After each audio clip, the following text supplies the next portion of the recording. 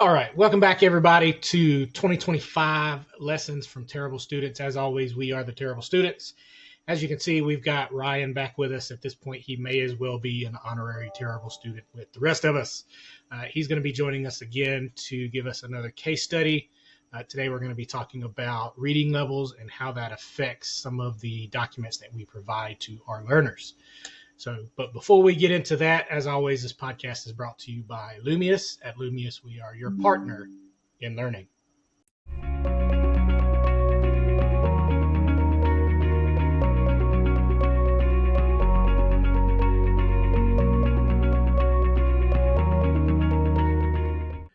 Before I kick this over to Ryan, I want to say that I wanted to do this particular case study because I found an article on The Atlantic talking about students at Columbia University who are no longer capable of keeping up with the requirements of their particular degree. So they're no longer able to read as much as previous generations.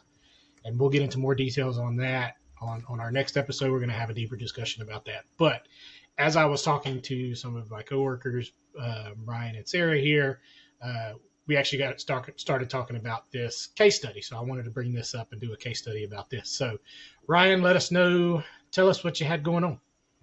All right. Well, we had a customer that had requested a booklet for some employees and spent the time doing the research on it, wrote it out, gave them the draft. And the biggest feedback that we received initially was that the reading level was too high for that target audience. And really initial discussions about the target audience didn't really give any indication that this would necessarily be the case. But it was the biggest feedback that we got. And so we were asked to lower the reading level significantly within the elementary school range, which, if you understand what that type of reading level is like, the big challenge with that is maintaining the length of the document and retaining the meaning of everything, because the types of things that we're talking about aren't necessarily, at a third grade reading level. So that was the big challenge there. Customer also helped us out a little bit by identifying specific words that they felt like their target audience wouldn't be familiar with.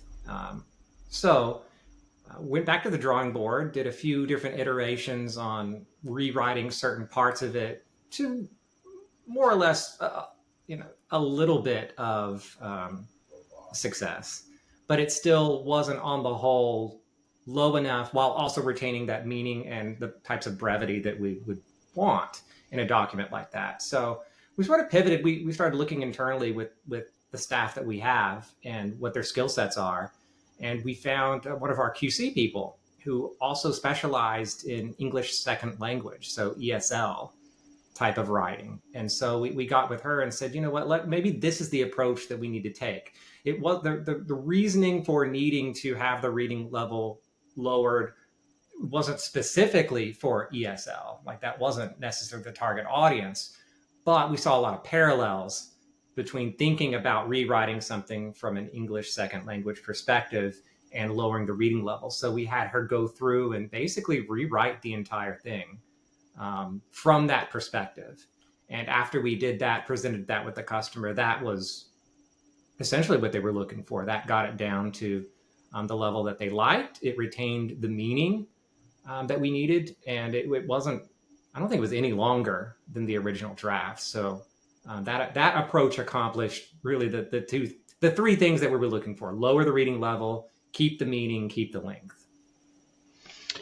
Okay. So as we were talking about this and for this episode and for our next episode, where we're diving a little bit more into this, I was doing some research around reading levels and kind of how we determine what a reading level is and all that kind of stuff. So I wanted to give just a short, very short background on what that looks like. So as we are determining what a reading level is, there are three main things that go into that. So there's the complexity of the text and the vocabulary around it.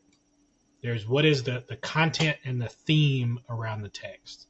and then what is the length and the structure. So I think a lot of what you touched on was, the complexity and the vocabulary around it. So what words are we using and things like that? Because as far as the content and the theme, that was determined for us, right? Like we're making it about this thing. That we don't have a lot of, say about what it's going to be about. Same for length and structure. A lot of times we have some say in how long something is going to take, but a lot of times we are kind of told this is how long our audience has, and things like that. But so it sounds like a lot of where we were able to manipulate that was just around the text itself and the vocabulary. But I do think that was kind of a smart play on your part to go more in an ESL way, because I would not have thought to do that. I think that's a pretty unique way to approach that. Yeah, and like you said, the content was the content, right? It was the theming was very professional. So that was the initial challenge, was lowering it that much and keeping the meaning about a professional topic. When it comes to the length, I mean, we all know that even if the target audience reads at a postdoctorate level, right? If that even is a thing, that we don't want it to be too long, right?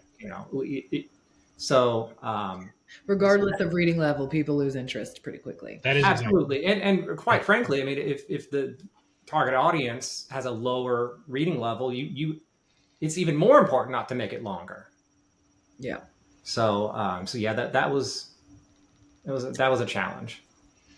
Yeah, and this does go into a larger discussion around something that we as learning professionals are going to have to start grappling with more often. So, a lot of what we're going to have to start recognizing is, as newer generations come into the workforce, the way that they read and the way that they analyze data is different. And that's the way it is with every new generation coming in. Like, we as millennials did not, analyze data the same way that Gen X did, the same way that boomers did, so on and so forth. So as we look forward into Gen Z and Gen Alpha and all those coming into the workforce, like, what does this mean? And not necessarily even from a reading level point of view, although that is a big part of it. So in doing the research of it, a lot of this becomes a cautionary tale. It does seem like from the data that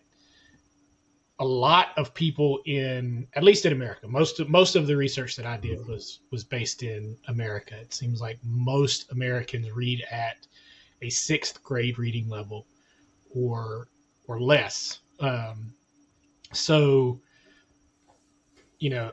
I think that's something that we as learning professionals do need to take into account, because we have to acknowledge our bias, or at least I know I do, because I say this sitting in front of my bookshelves, right? Like, I am not at a 6th grade reading level. So when I write things, I know that maybe that's something I need to take into account in the future, is that as I'm writing these things, I need to remember where my audience is, rather than, yes, it makes sense to me, but does it make sense to the person that I'm writing for? So that's the one thing that I took away from this particular case study, is maybe this may change how we need to write stuff in the future. Definitely. I agree. Or if we should be writing at all, right? Or if the medium should be reevaluated. Exploring other options there for sure. Don't say that. I can't do that. I'll go old fogey on you if you do that. I can't. I've been a avid reader my entire life, and I can't envision a world where reading is not the first way to get information anymore. And we may already be there. We may already be at that point. And I guess I'll ask this: when you use a search engine, so whatever your preferred search engine is, it gives you the options, right? It gives you YouTube videos, it gives you links where you can go read the description. When you have those two options, and I'll ask this to Ryan and Sarah, which one do you click on?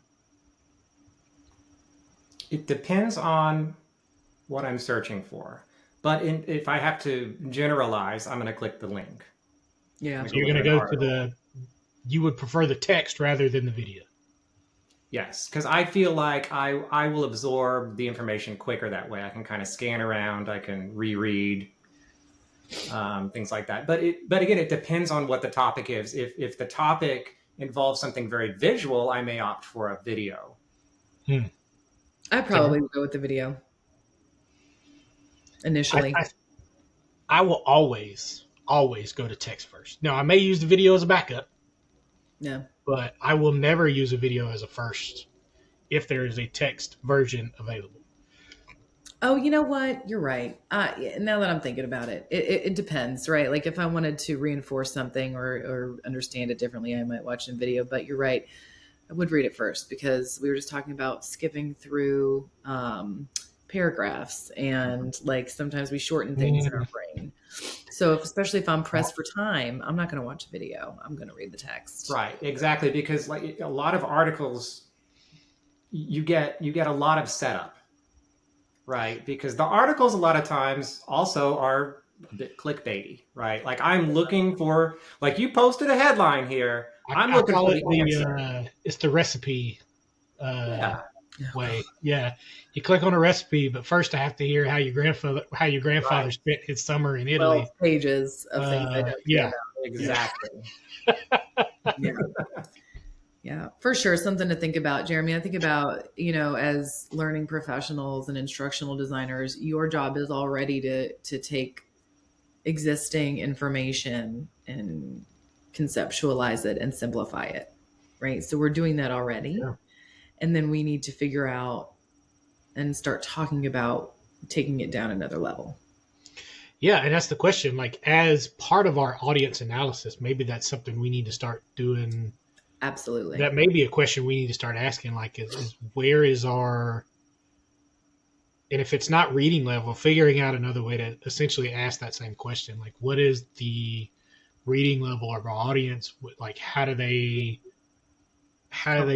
process information? Like, what are we looking at here? Because I don't see this as a one-off problem. It's only happened to us once as of right now, but I see this happening more often rather than less often, where, as we are writing things, I see that it becomes more often that we have to go back and rewrite it because we want it to be understood. We want it to be more understandable what we're saying, or else there's no use to it. Like it's about how a younger generation seeks out information. So the example, Jeremy, that you gave is a very common one. Type something into a search engine, you see videos on YouTube, you see regular links. But that may not be everyone, right? Because how many times will you get on, say, like a social media app, and people are posing questions to others that I myself, my first instinct is to go and put it into Google. Right. I kind of wonder, like, well, why didn't they do that? Now, some of them may be, engagement farming, right? But I feel like a lot of them are also like, that's just their first thought is go over to whatever, insert social media platform name here and ask my followers or ask people that I follow and start a discussion around, right? But you have seen that, right? Where people will do that. And I'm just, why didn't you just Google it? But it might not have even occurred to them, because this other way of seeking information is the way that they're seeking it. And so I understand. But it's like asking Facebook is not... I have so much wrong with it. Like, it's not right. Like, what if it's not right? But you're right about that. Set that aside. But you realize people will do that, right? And so as learning professionals, we have to sort of account for the things that we would never even think to do might be the norm for some people in a younger generation. Yeah. God, you're right. Yeah, you're right. Because, I remember, and this was the buzz probably, I'm trying to remember, it was probably 10 years or so. Yeah, it was right around the time I was getting into L&D. A lot of it was like community learning, where they wanted to create these places where I was working for a local ISP at the time, and they wanted to create like a spot where like technicians could all answer each other's questions, or like sales associates could all answer each other's questions, like some type of internal forum or something where they could go and, like, if a technician had a question, he could log in and ask it and then get answers, and things like that. And they could never quite get the logistics right, primarily because they would have to have, and anybody that's run any kind of online forum or anything like that, you have to have mods. You have to have somebody there to curate that stuff to make sure that they're providing the correct information. None of that is available on, on social media, which is why my immediate knee-jerk reaction, is, oh God, that's a terrible idea.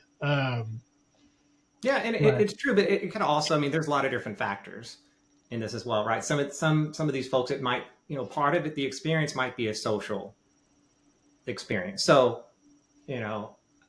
Jeremy, you and I have played MMORPGs, online video games where there are communities that are built around them. And so, there are certain things where I want to know how to do something in the game. I go and Google it. I will also watch other people in the communities I'm engaged with get on Discord and ask each other the same questions instead of Googling it, which would have been much quicker and perhaps more accurate. But part of that, I feel like they're doing that. Maybe they're used to that because it's a lot of the idea behind these types of games is a social experience. So that could be a driving, motivating factor. Yeah. For and, social media or lots of other different ways to get information other than the ways that we are used to doing it. Going a little deeper, that may be a generational thing too, because when we were growing up, there was a prevailing sense of there are such things as stupid questions, right? And you did not want to be the person to ask the stupid question. Yeah. Mm-hmm. Like when we were in school, you didn't want to be that guy to put your hand up, or woman or person. I guess I should say person. You didn't want to be that person to say, to put your hand up and ask the stupid question that everybody else already knew the answer to.